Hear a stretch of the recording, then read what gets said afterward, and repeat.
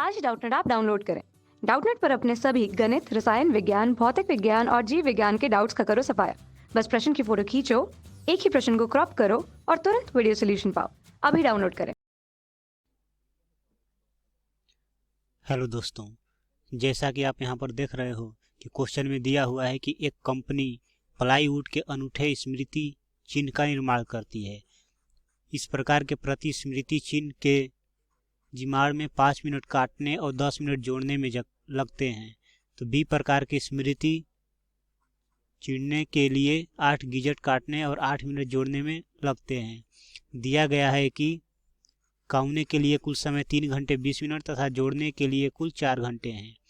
प्रत्येक ए प्रकार के स्मृति चिन्ह पर 5 रुपये और प्रत्येक बी प्रकार के स्मृति चिन्ह पर 6 रुपये का लाभ होता है। तो ज्ञात कीजिए कि लाभ के अधिकतमीकरण के लिए प्रत्येक प्रकार के कितने कितने स्मृति चिन्हों का कंपनी द्वारा निर्माण होना चाहिए। तो यहाँ पर सबसे पहले जो दिया हुआ है उसके हिसाब से हम यहाँ पर टेबल बना लेते हैं। ठीक है, यहाँ पर हम मान लेते हैं कि माना कि ए प्रकार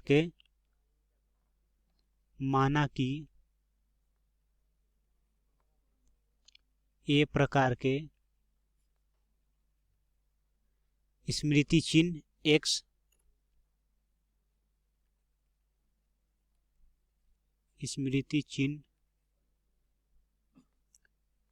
निर्मित किए जाते हैं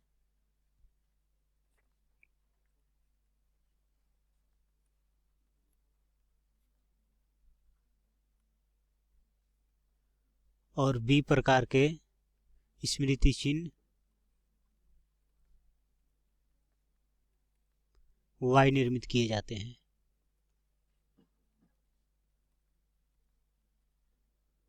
तो अब हम इसके हेल्प से यहाँ पर हम एक टेबल बना लेते हैं। तो यहाँ पे हमारा हो जाएगा ये स्मृति चिन्ह,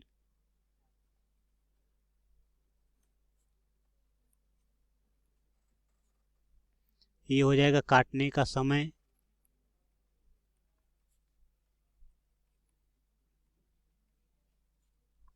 और यहाँ पे हो जाएगा जोड़ने का समय,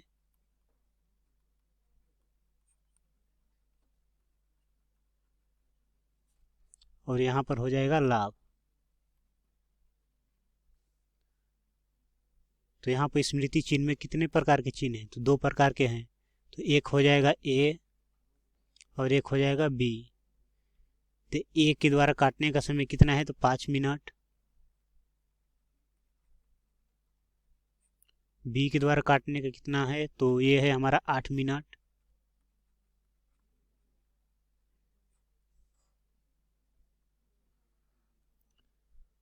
और ए के द्वारा जोड़ने का समय 10 मिनट और बी के द्वारा 8 मिनट।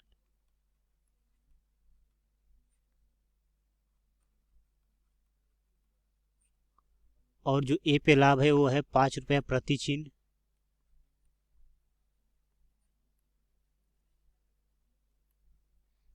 और बी पे जो लाभ है वो है 6 रुपया प्रति चिन्ह।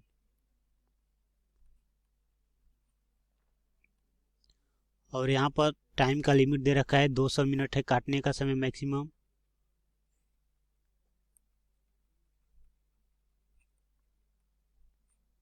और जोड़ने का जो मैक्सिमम टाइम है वो है 240 मिनट।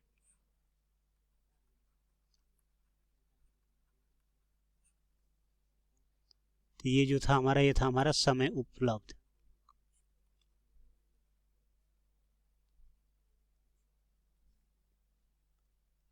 तो अब इसके सहायता से क्या हो जाएगा? उद्देश्य फलन हमारा बन जाएगा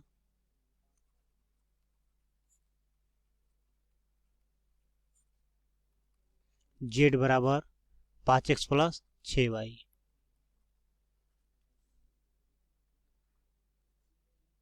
और ये हो जाएगा हमारा 5x प्लस 8y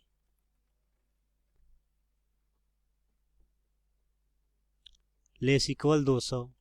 क्योंकि यहाँ मैक्सिमम टाइम कितना है? 200 मिनट है।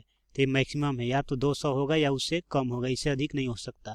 तो ये हो जाएगा हमारा 5x plus 8y less equal 200। और दूसरा हमारा हो जाएगा 10x plus 8y less equal 240। ये हो जाएगा 10x plus 8y less equal 240। अगर हम इसे कॉमन ले लें 2 तो ये कितना हो जाएगा, ये हो जाएगा हमारा 5x plus 4y less equal 120 हो जाएगा ये।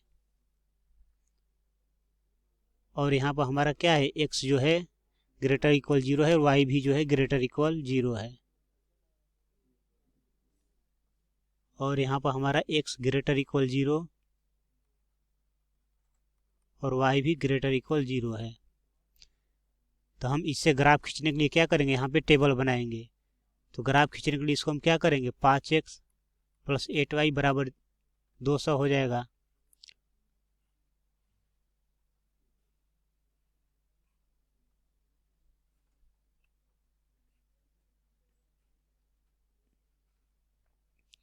जब हम इसमें x का मान 0 रखेंगे तो y का मान हमारा कितना प्राप्त होगा, तो हमारा x का मान 0 रखने पर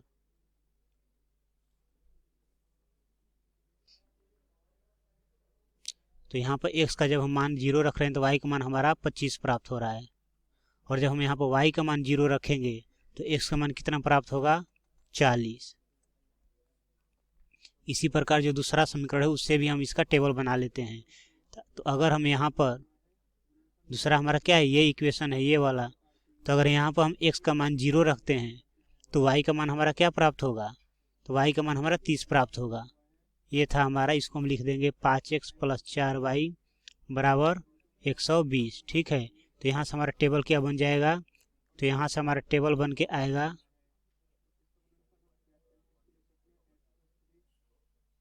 अगर हम यहाँ पर x का मान, ये x हो गया ये y हो गया, अगर x 0 करते हैं तो y का मान कितना आ रहा है 30, और जब y 0 करते हैं तो x का मान कितना आ रहा है हमारा, तो ये 2 और ये 4 24 आ रहा है। ठीक है, अब हम क्या करेंगे, इसका ग्राफ खींचेंगे। तो यहाँ पे हमारा ग्राफ हो जाएगा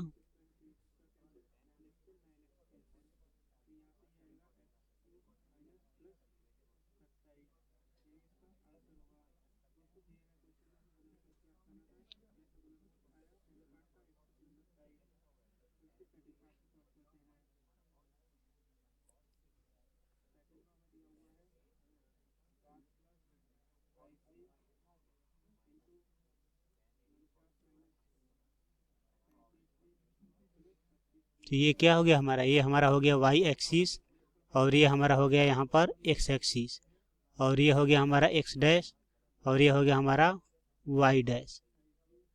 ठीक है, तो हमारा x का मैक्सिमम मान कहाँ तक गया है, तो हमारा यहाँ पर x का मैक्सिमम मान 40 तक गया है, और जो y का मैक्सिमम मान है वो 30 तक गया है। तो हम यहाँ पर 5 के इंटरवल में लेकर हम इसे सोल्व कर रहे हैं। तो ये हो जाएगा 5, 10, 15, 20, 25, 30, 35, 40। तो ये क्या हो गया, 5 हो गया, 10 हो गया, 15, 20, 25, 30, 35 और ये हो गया हमारा 40। तो इस प्रकार हमने यहाँ पर क्या किया, जो यहाँ पर समीकरण दिया हुआ था उसके हेल्प से यहाँ पर हमने उसका ग्राफ ड्रॉ कर दिया। अब हमें यहाँ पर देखते हैं कि किस ग्राफ का रीजन कहाँ पे लाई करता है। तो यहाँ पर अगर हम देखें पहला इक्वेशन में, अगर हम यहाँ पर क्या रखते हैं, अगर पहले इक्वेशन में हम यहाँ पर 0 0 पुट करते हैं तो ये क्या होगा, ये हो जाएगा हमारा 0 लेस इक्वल 200। तो ये क्या है, ये बात सही है, तो ये कहाँ पे जाएगा, तो ये हमारा ओरिजिन की तरफ शिफ्ट करेगा। तो पहला जो लाइन है हमारा कहाँ, पहला लाइन जो है ओरिजिन की तरफ शिफ्ट करेगा। ठीक है, और दूसरा का अगर हम बात करें तो दूसरा में क्या है, दूसरा में 5x plus 4y less equal 120। अगर यहाँ भी 0 0 पुट करते हैं 0 लेस इक्वल 120, तो ये भी कथन सही है। तो ये भी क्या होगा, ये भी लाइन नीचे की तरफ आ रहा है अर्थात ओरिजिन की तरफ शिफ्ट हो रहा है। अब हम बात करते हैं यहाँ पर क्या है, यहाँ पर x ग्रेटर इक्वल 0 है, सॉरी यहाँ पर x ग्रेटर इक्वल 0। तो या तो x का मान यहाँ पर 0 होगा या 0 से बड़ा होगा, और यहाँ पे y ग्रेटर इक्वल 0 है, तो या तो y का मान 0 होगा या y का मान 0 से बड़ा होगा। तो ये हमारा हो गया y ग्रेटर इक्वल 0। ठीक है, तो इसका रीजन कहाँ पे जाएगा, तो x का मान 0 कहाँ होता है, y एक्सिस पे, और 0 से बड़ा मतलब ये x की तरफ लाई करेगा। तो इसका जो है यहाँ y एक्सिस के यहाँ पर दाईं साइड अर्थात x के पॉजिटिव डायरेक्शन की ओर जाएगा इसका रीजन। अगर हम y ग्रेटर इक्वल 0 का बात करें तो इसका हमारा वाई के पॉजिटिव डायरेक्शन की ओर रीजन जाएगा। तो अगर हम ध्यान से देखें तो हमारा कॉमन पार्ट कौन सा आ रहा है इसमें, तो हमारा कॉमन पार्ट आ रहा है ये वाला। ये जो रीजन है इसमें क्या हो रहा है, सभी का पार्ट आ रहा है। इस इक्वेशन का भी लाइन इसी में आएगा, इसमें भी आएगा, और इसका वाई तो इसमें आ ही रहा है, और इसका तो ये हमारा फाइनली क्या हो गया, कॉमन पार्ट हो गया। अब हम इसका देखते हैं कि कौन कौन कॉर्नर पॉइंट इसमें आ रहा है हमारा। तो इसमें इसका हम नाम रख देते हैं कॉर्नर पॉइंट का। तो ये हमारा क्या हो गया, ये ए हो गया, इसको ये हमारा बी हो गया, ये सी हो गया, और ये वाला हमारा डी हो गया। ठीक है, इस पॉइंट का हमें कोऑर्डिनेट पता नहीं है, तो क्या करेंगे, जो दो लाइन है, दो लाइन का हमें इक्वेशन पता है, तो दोनों लाइन की जब इक्वेशन को सोल्व करेंगे तो हमारा एक्स और वाई का मान निकल जाएगा। तो ये दोनों इक्वेशन को सोल्व करने के बाद हमारा कितना आ रहा है, तो सोल्व करने के बाद हमारा 8,20 आ रहा है। ठीक है, तो ये हो गया 8,20 हो गया। तब हमारा यहाँ पर सुसंगत क्षेत्र क्या हो गया, सुसंगत क्षेत्र अर्थात फिजिबल रीजन हमारा कौन सा आ गया, ए बी सी डी। सुसंगत क्षेत्र हमारा आ गया ए बी सी डी। तब यहाँ पे हमारा ये कॉर्नर पॉइंट अर्थात ये बिंदु हो गया, और ये जेड, जेड बराबर हमारा क्या है यहाँ पर, तो जेड बराबर 5x प्लस 6y। तो ये हो जाएगा हमारा 5x प्लस 6y। अब हम यहाँ पे क्या करेंगे, जेड का मान निकालेंगे। तो ए बिंदु पर देखते हैं, तो ए बिंदु क्या है हमारा, ये है 0,25। बी बिंदु क्या है हमारा, तो बी है 0,0, और सी बिंदु क्या है हमारा, तो सी है 24,0, और डी बिंदु क्या है हमारा, तो डी है 8,20। तो ए बिंदु पर हमारा जेड का मान कितना आ रहा है, अर्थात 0,25 पे, तो 0,25 पे हमारा 140 आ रहा है।